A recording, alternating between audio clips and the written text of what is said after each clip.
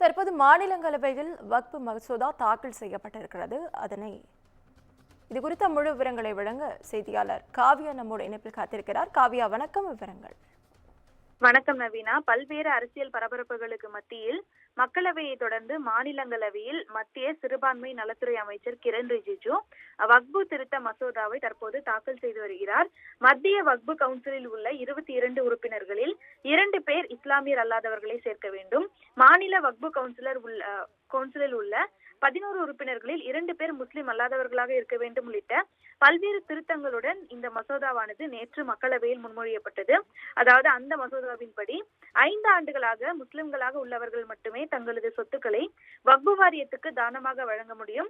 2013ஆம் ஆண்டுக்கு முன்பு இருந்த நிலை மீட்கப்படும்.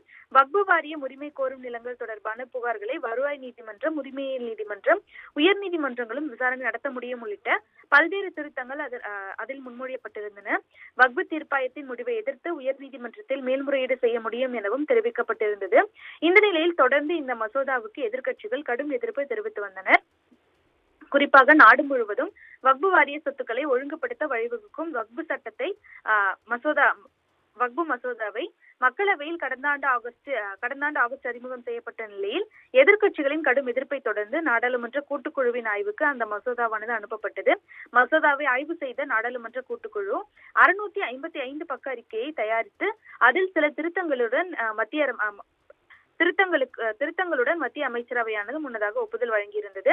இதையடுத்து இந்த மசோதாவை முன்னதாக மக்களவையில் மத்திய அமைச்சர் கிரண் ரிஜிஜு தாக்கல் செய்த போது இந்த மசோதாவுக்கு இந்தியா கூட்டணி கட்சிகள் அனைவரும் எதிர்ப்பு தெரிவித்து தொடர்ந்து விவாதத்தில் பங்கேற்று தங்களது பல்வேறு எதிர்ப்பு கருத்துக்களை பதிவு செய்தனர். இந்த நிலையில் மக்களவையில் நடைபெற்ற வாக்கெடுப்பில் குறிப்பாக நேற்று இரவு நள்ளிரவு 2:30 மணி வரை இந்த மசோதா தொடர்பான விவாதமானது மக்களவையில் நடைபெற்றது. அப்போது இந்த மசோதாவுக்கு ஆதரவாக 288 வாக்குகளும், மசோதாவை எதிர்த்து 232 வாக்குகளும் பதிவாகின. பாஜக கூட்டணி எம்பிக்களின் வாக்குகள் அதிகமாக இருந்ததால் இந்த வக்ஃபு திருத்த மசோதா சட்டமானது மக்களவையில் நிறைவேற்றம் செய்யப்பட்டது. இதற்கு எதிர்க்கட்சிகள் கடும் எதிர்ப்பு தெரிவித்திருந்தனர். இந்த நிலையில்தான் தொடர்ந்து இந்த மசோதாவானது மாநிலங்களவையில் தாக்கல் செய்யப்பட்டு வருகிறது. குறிப்பாக இந்த மசோதாவை மத்திய சிறுபான்மை நலத்துறை அமைச்சர் கிரண் ரிஜிஜு தாக்கல் செய்து வருகிறார்.